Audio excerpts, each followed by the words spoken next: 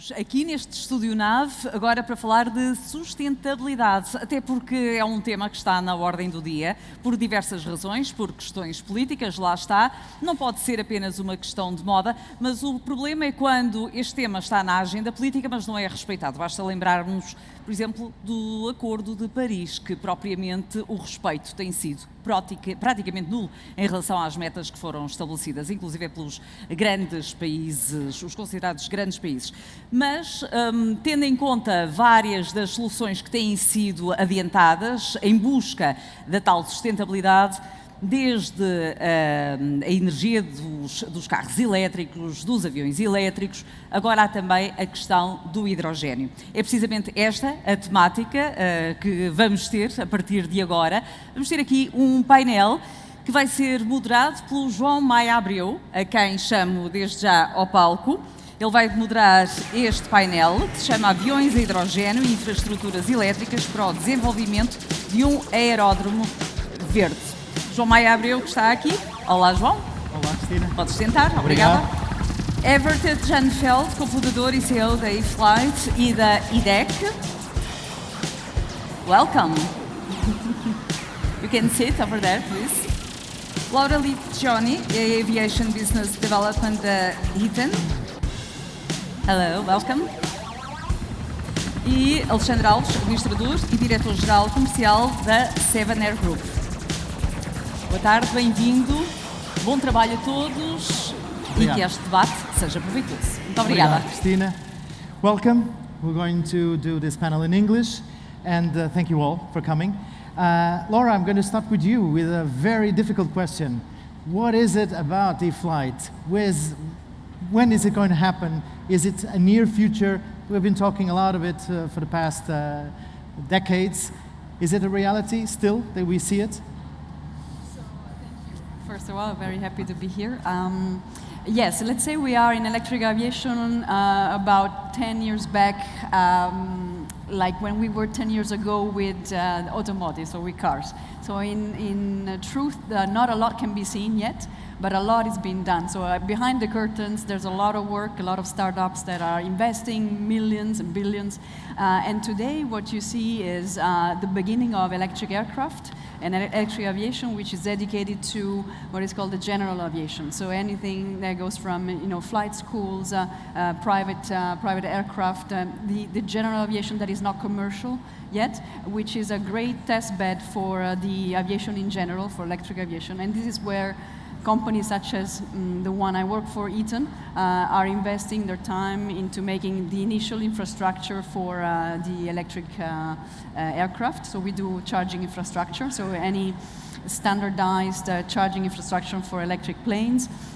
That today is an important phase for to allow the electric aviation with two-seaters or four-seaters, and then we will then develop from there into higher power charging for larger aircraft, which will go more into commercial use.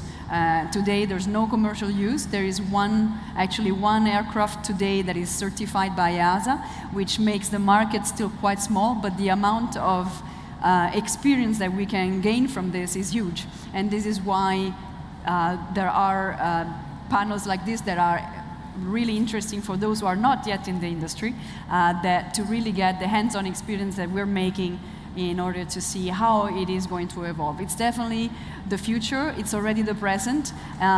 It's not going to be for any aircraft. There's going to be a limit for sure about electric aviation. There will be, hydrogen applications in the future. We estimate, market estimates that the electric, or let's say pure electric, will be limited to maybe about 20-seater, and then from then onwards will be hybrid. But let's say between 2 and 20 seats, there can be a full electric mobility. And we'll be talking about a reality that exists almost in the near future with Alexandre in a little while, but before, Evert-jan, general aviation. If we think that for small planes this is probably not so much science fiction, but it's already happening, for general aviation, is it still science fiction? Do we see it in the future? What is your opinion? Well, it's definitely not science fiction, because E-Flight has been standing up from the 1st of May as a fully electrical flight school. So we train all the people. It is private pilot license, so it's the beginning of the trainings basically. But 90% of all our flights are fully electric in a two-seater. Obviously, it's the beginning. It's like Laura said, it's the first aircraft that was certified. We need better battery technology, but that will happen soon. The Velis aircraft can fly 45 to 50 minutes and still have reserve. So for a flight school now, it is already feasible, and the future will only be brighter. Yeah. So it's no science fiction. You can do it tomorrow if you want. And I'm sure we'll go back to it in a while. But do you see it in terms of support, in terms of society and governments, and do you see it in Netherlands at least? Do you see it as well received, the prospect? Well, I think the benefit is the sound. Oh yeah, the sound is on. The benefit for us is that the automotive industry started about 12 years ago, and everybody said it's not going to happen. And now it's a common knowledge that there is electrical driving, and everybody is acceptable to it. I think that has paved the path a bit for aviation. Still, I'm talking to larger flight schools, maybe we address it later on, and they say, well, I think it's not going to happen anytime soon. We need better aircraft, and of course we always need better aircraft, and existing flight schools also have a fleet which is sometimes really old, but it still flies, and it makes money, and it makes a little bit more profit than buying a complete new training fleet and having a little less profit, although it's much better for sustainable aviation and pollution. And that's the main reason why we want other flight schools to join, because we need it. We need to do something, right? You are at the board of Sevenair, which is a company that's based also here in Ponsor, has an office and a stage here, and you have aircrafts here. And you have some news to give us, I believe, that we'll have in the near future. This, in terms of timing, is already concrete. So you have already planned schedule for the first one. We think so, at least. So as Evert was saying, well, we have a flight academy, as you know, that we operate here in Cascais. And we are trying to find a solution for the flight training, because we believe that will be the initial, it would supposed to be the initial investment of the OEMs to provide to the market 2- and 4-seaters fully electric, but we don't see that much. But we found in our airline, so we have a regional airline that operates in Portugal and in Africa. And again, we were suffering with the high cost of fuel, high cost of maintenance, and also up to 2050 we need to be a zero emission, not only airline but industry. So we started looking for some solutions, and looking at the market we found one that we believe so far it's the right one. It's Art Aerospace in Sweden. It's a Swedish startup that has a very strong financial backup and also technology backup.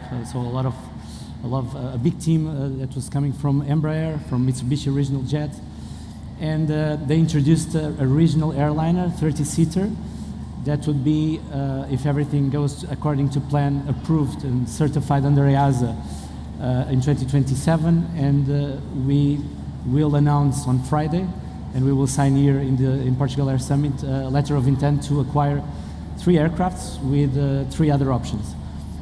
So we expect to receive them in 2030, and in terms of aviation, 2030 is tomorrow, so we expect it to get it very, very soon.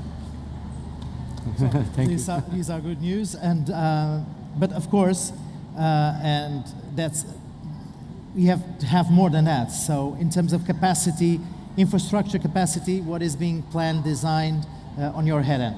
That's one of the issues, right? So first issue was to find an aircraft that would suit our kind of operation, and with the ES-30 from Art Aerospace, we can fly up to 200 kilometers fully electric. It's an hybrid aircraft, not a full electric, so we have a small turbine that can use sustainable aviation fuel that can support us to extend the range up to 400 kilometers. That would suit our kind of operation. Would be always 100% electric because we fly small routes. So we solved that part. The second part is, okay, we have the aircraft, but how can we charge it? And that's one of the main issues. There is no infrastructure at this stage. Sorry? What's the issue? So the issue is how will we charge the aircraft? So we need to have an infrastructure that in all the airports or aerodromes where we operate that can supply that, like in the cars. So you buy an electric car, but then you cannot drive it because you cannot charge it on a long-haul road trip. With the aircraft, it's the same. So if we buy the aircraft, we need to operate it, and to operate it, we need to charge it on the airports where we are. So this is something that needs to go in parallel. Now the infrastructure costs, it's a high investment. There are solutions. We believe that there is already, as you know, a carbon tax that all the passengers pay, that in Portugal represents 50 million euros per year, that could be used to invest in infrastructure, precisely. And so that's the kind of support I believe the airports are looking for, because it will be an heavy investment at this early stage. What kind of feedback do you have from governments in Portugal, basically? Well, actually, we have this conversation with the Portuguese government several times, and they are very open to support the industry. Not only in the possibility of the acquisition of the aircraft, because it will be brand new, very expensive aircraft, but also to support the aerodromes and airports in the development of the infrastructure. So I think, at least with the conversations that we're having, they're very keen to help the industry. Laura, because charging infrastructure is a problem, is an issue, Yes. is a dilemma. It's an opportunity, let's say. It's an opportunity also. Exactly. Yes. What is the dilemma Totally, here? yeah. What is the issue? What is It's the totally opportunity? the point, and I'm happy that you brought it up, because it's really like the chicken and the egg. And we were there before, 10 years ago, and we're going to be there again, because business, unfortunately, doesn't necessarily learn from the past. We all look at, in front of us instead of finding ways to cooperate. This is unfortunate, but this is already one big obstacle. It's standardization. There is no standardization in the industry, and also EASA hasn't yet found a norm or something to gather everybody around. So there is no charger that can be sold today which has a standard. The way that we have done it is by partnering up with the only provider, the only OEM, which is Pipistrel, and we have made the EASA approval thanks to the fact that we have developed a charger that charges the Velis Electro. However, that is not yet a standard. There's working groups that are working into making that becoming a standard, but until the standard is there, it could still take a few years. So that's number one, and number two is the who pays what. And this is a major thing, because the infrastructure for electric aircraft is huge. I mean, it's very expensive. We're looking at look at like trucks, for instance, like what trucks will need from 150 to 500 kilowatt chargers up to 1 megawatt charger. This is normal daily talks in aviation. Today we deliver 22 kilowatt chargers. Tomorrow there will be 44 kilowatt chargers and so forth, but the big call will be on those megawatt charger, and then who will pay for that infrastructure? It's not only the charging station, it's the actual installation, bringing that much energy. Where does that energy come from, and how do we assure that it is renewable? It goes even back with the production of energy for this specifically, right? So it goes even back. So it's all line of... Yes, and this is also why it's a good approach to say, okay, before we look at just the aircraft, where everybody is very enthusiastic. If you have heard of eVTOLs, electric vertical takeoff and landing, so those are basically passenger drones and autonomous drones that are going to fly one day between cities and regions. There's a big necessity of seeing where that energy will ensue, where it will come from, and these are big costs that need to be absorbed. And today it's the subsidies and it's the government commitment that needs to give a clear position. Hence the needs, because when the hard aerospace aircraft is going to come, here, they will definitely need more than 22 kilowatt charger, and there will be hundreds of amperes. Where do I get that energy? How much PV photovoltaic energy will I need for on site, and how much from the grid, and how do I shape the peaks, and so on and so forth. And government support and taxation could be a way out to invest and to make this a reality, in your opinion? Yes, absolutely, and this is also why, grants, for instance, they're also a great way to start projects, like we did together with Evert-jan in Teuge Airport in the Netherlands, that allow us to have what we call airport as a grid. So it's a whole ecosystem where you look at the energy production, energy management, smart management, and energy storage when production is not needed, and then energy distribution. But it's a costly effort, and airports alone cannot sustain that effort. In terms of flight schools, and in terms of how this, because basically it's all about mentality, not only about money, of course, and costs, but mentality plays a great deal in this. So, is the flight schools are the spot where people can be, alerted to this and be, energy wiser in terms of new trends, how we should do it in the future? Is it a good hotspot, so to say? Yeah, I guess so. And it's like Laura said, it's the chicken and the egg, and we're the chicken because it can fly, but we still need the egg. In Teuge, E-Flight has also built a new company. It's called EDEC.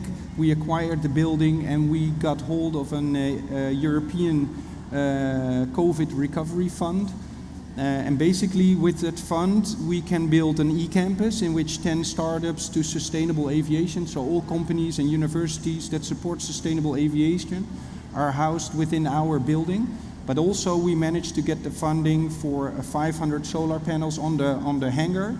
EATON is delivering the storage system for all the electricity. And we're tying the knots with the automotive chargers, but also with the future aircraft chargers. And all that together is a microgrid. And the EU support is meant in such a way that if we get it done, and it should be done by the summer of 23, it's like a proof of concept.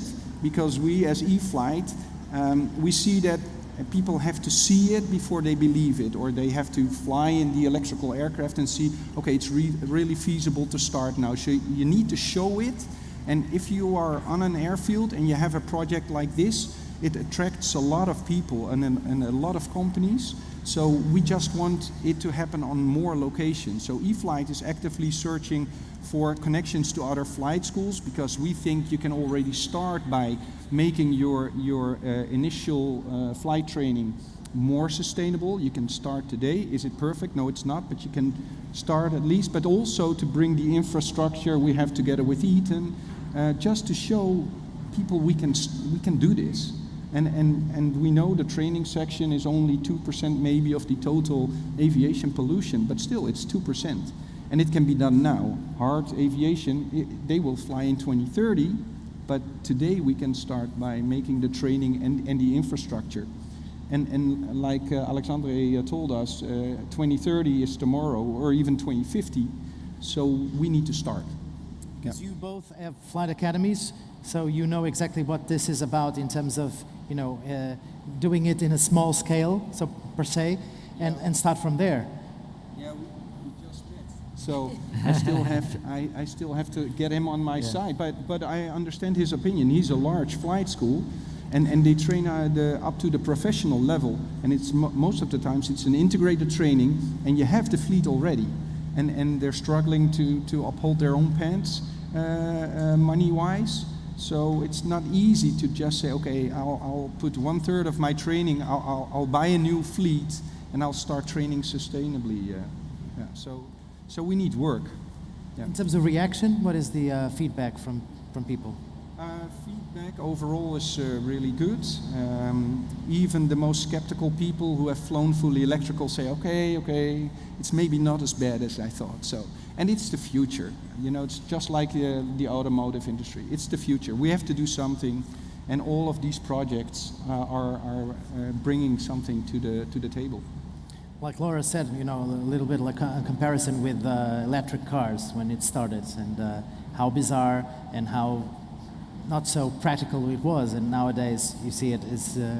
So in terms of timing, in terms of the process, Alexandre, is this, in terms of reaction in Portugal, about the trying to, you know, go to sustainability and try to, is it still in terms of reaction, do people understand this as a necessity in terms of government and... I think so. Well, Portugal has been in the forefront of sustainable investments. So we have around 80% of our energy is powered by natural resources, which is one of the top countries in Europe.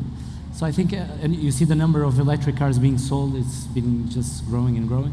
So I think all the society has changed their mind and understood that we need to change as we live. As you see, we are in October and we have 30-something degrees here. It's not natural, right? So we see that there are some changes, and our impact in the environment is a reality. As an industry, aviation has actually been a focus of many environmentalist groups, but actually we just represent 2% of the emissions. So if you compare with the maritime industry or construction or the textile industry, they both represent altogether the three, maybe 70% of the emissions, and we don't see them being as attacked as the aviation has been. But because of that, and because aviation has always been in the forefront of technology and development, I think, and in Portugal, we can be a case study. So we have, I think, the society already with a mindset for that. We, as an aviation player, we have the mindset for technology developments. Our country is small, so we can be almost a case study to implement this kind of new technologies. Because the main issue right now is the autonomy of the aircraft. So the technology already exists, the batteries will be similar to the cars. The only thing is, can we fly 100 kilometers or 200 or 300? And Portugal, being so small, in this case is an advantage. We can be an example for the initial aircraft. We can do, of course, have some issues in the initial flights. Like the first cars, they had issues. Like the first Teslas had problems. So the first aircrafts will have some problems, and I think we can be an example for that. And the first are always problematic, right? The first are always problematic. They open the way, but it's always an issue with everything. But we can be like the test country for some of these solutions and help the industry develop. I think this government has been openly available to help this kind of investments in infrastructure and companies that want to introduce these technologies. And the society itself, I think we are in the right stage to do it. Yeah. Yes, Evert. Don't forget that the aircraft now, it's a totally different game. If you buy an electrical car, it is what it is till the end of life.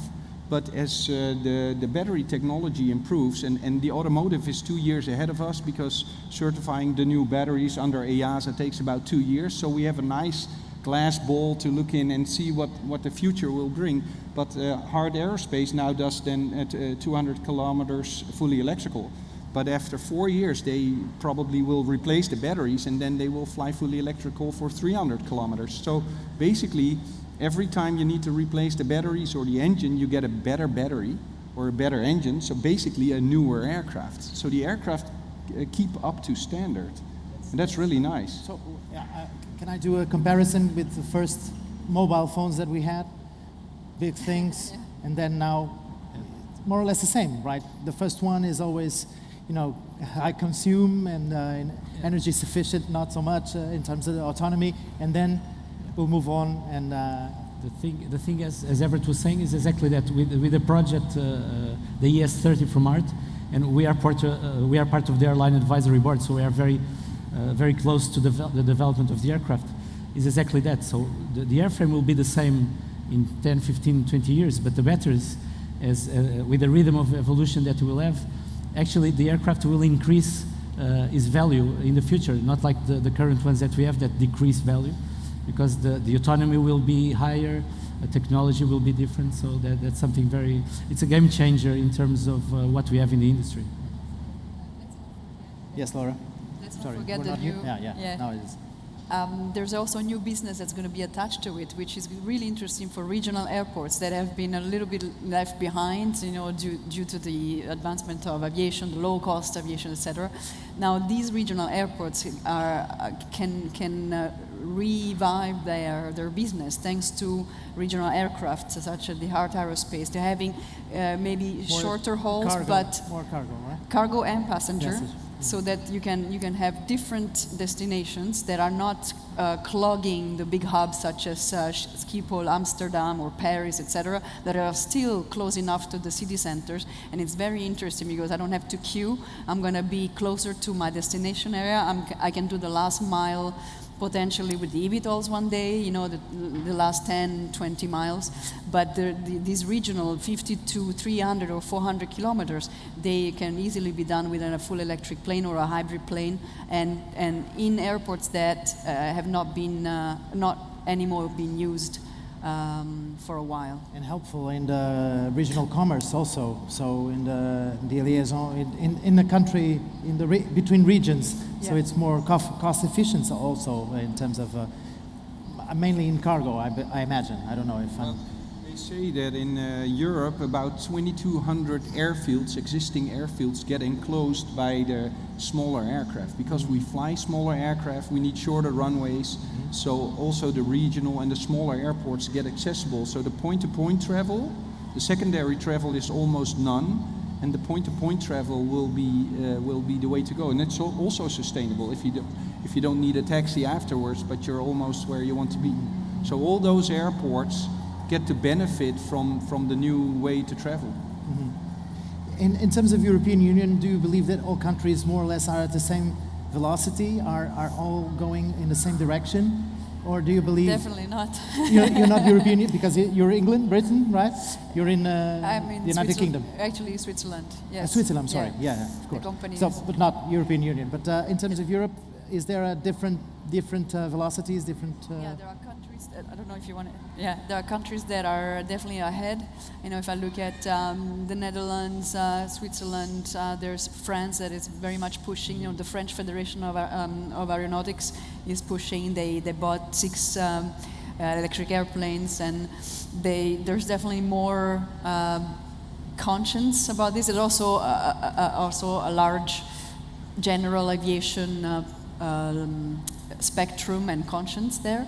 Portugal was, to my surprise, I'm happy that I got into the radar, and I can see that there is a big push from the government side and from the local players to really push and become the first players in the field. And otherwise, others are really behind still. There are some limits, there are some non-believers.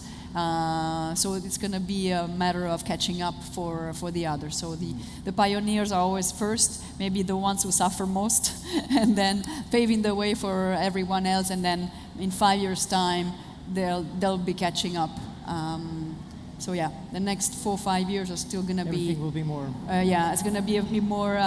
The differences will couple come. of more 2-seaters, 4-seaters from other aircraft. The main blockage is really certification. This is where Pipistrel has done really something right. They started 6 years ago, and they've been able to really come before anybody else. They opened the way because they did the first type certification with an electric propulsion. But now other companies are finding the same kind of obstacles. EASA and FAA in the United States are not ready. They don't know much yet about electric aviation. So everybody has to get. It's like in the 1930s or 1920s with the first aircraft, right? And how can we accelerate, Evert-jan? Because Laura was talking about that and how probably things will go up. But how can we put things in motion? Well, there needs to be an incentive for I think for operators, but also for airfields to invest, but also for the people. In the future, it should be possible to travel for less money by air when you have fully electrical aircraft, right? Because they don't cost as much energy-wise, supposedly. Also, maintenance should be less. So the ticket pricing should become lower for fully sustainable aviation. If you opt as a passenger to maintain your flights in a fossil-fueled aircraft, you have to pay more tax, I guess, and the tax needs to be used to accelerate the innovation. So it's not going to happen by itself. We need the governments, we need EASA, Europe, we need funding, but we also need companies that are willing to take a gamble, maybe, right? Because you're opting for something you don't really know yet, but you feel the urge, and we need more of those. And for us, we just need to show ourselves more. We need to go to different places, go to panels like this, conferences.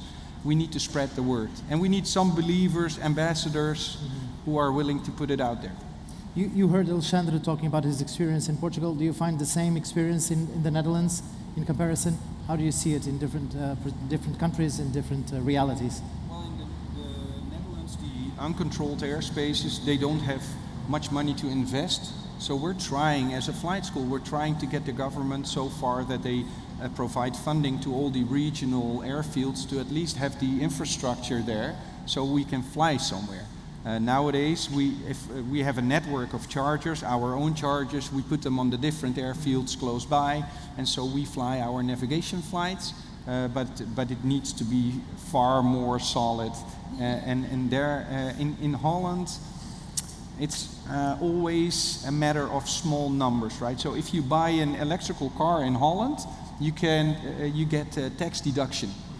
If I buy an electrical airplane, it's actually 20% more expensive than the fossil-fueled sister model of it. So I ask for a tax deduction, but there are only a couple of operators in Holland operating small aircraft. So the government doesn't listen to a group of maybe 100 pilots. They do listen to all the people that drive in cars, and those are millions. So yeah, it's hard, but it's inevitable.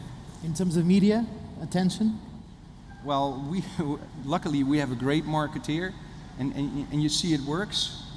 You really need it, now more than ever.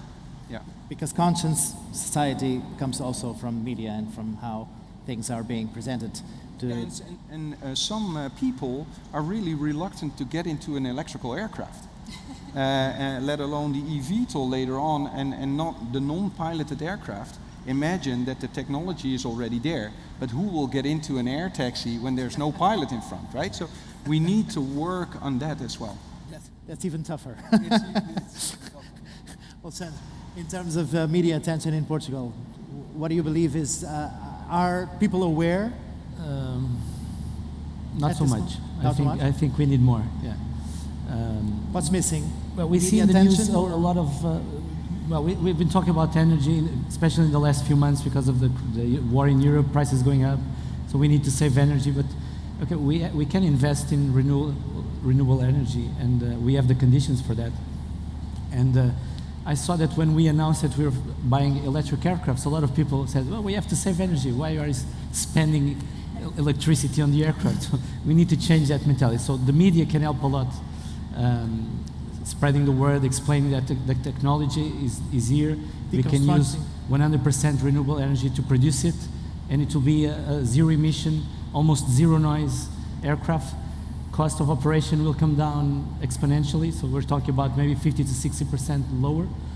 So the mobility of the people will increase also exponentially. So we're talking about making less mile flights that today are done by car. Imagine a flight from Lisbon to Castelo Branco or to Guarda or whatever, to be a short flight, a very cheap flight, and with no emissions. So I think the media would be a very interesting ally that we would need to spread the word and sell that the technology is here, it's a reality, and we need to expedite it. And sometimes people are confused also about the electric and the hydrogen. Yes. Hydrogen is also a topic on our panel. Yeah, it's true. But is this? They are, you know. Well, no one precludes the other, so it's different. A two-way direction. The hydrogen projects that we see, for example, from Airbus or Embraer, we're talking about larger aircraft. because the problem with the aircraft is the weight of the batteries. So to power up a large aircraft, we need a lot of batteries. So the weight, it's so high that you cannot fit passengers there, so it doesn't make any sense. So the projects that we see for Airbus or Embraer, it's to develop electric hydrogen engines. So we create the hydrogen that will power... hybrid that you were talking about. It will be an hybrid. But it's still far behind than the ones that we've been talking about here. So this is already a reality. We have the batteries, we have the technology. I would say that the hydrogen will be, if we're talking 2030 for this regional aircraft, the hydrogen will probably take 10 years more, I would say. So we're a little bit far behind that. Laura? Yeah. I wanted to add that, like everything in our day and life, it's always about timing. If you think that electric technology was there at the beginning of the automotive industry, but it didn't take off until 100 years later. That's because the political will was there, the economical will was there, the public awareness and acceptance was there. So it's the time of the electric today. And same thing with aviation. Now it's the time where the convergence of the interests are there. And it's not only about the public willing it or the economic power or the political power, it's a mix of everything. So we need to ride the wave and make it happen and make it as good as possible and as environmental and renewable as possible. And then at the same time, in parallel, develop new technologies that will allow the Airbuses and the Boeings to fly completely in a renewable way. And we know it won't be electric. It won't be electric batteries in those planes. It will be something else. Will it be hydrogen? Possibly. Will it be something else? If it's invented, yes, why not? But if we don't take one step after the other, we will never get there. That's why I would like to think of the glass as half full, then half empty, to those that say, yeah, but the battery pollutes, or the battery is too expensive or too heavy. But nobody ever questions the batteries that we have on our smartphones, and there's billions of those. So, public acceptance will make it happen, no matter what. Yeah, and that's also the case with governments and the public acceptance. We need to inform them. You cannot expect a government to by itself proceed forward and say, sustainable aviation is the way to go, because they don't know. And aviation is normally really conservative. So we need to tell the government, we need to tell the locals, we need to tell everybody and guide them into the new way of thinking.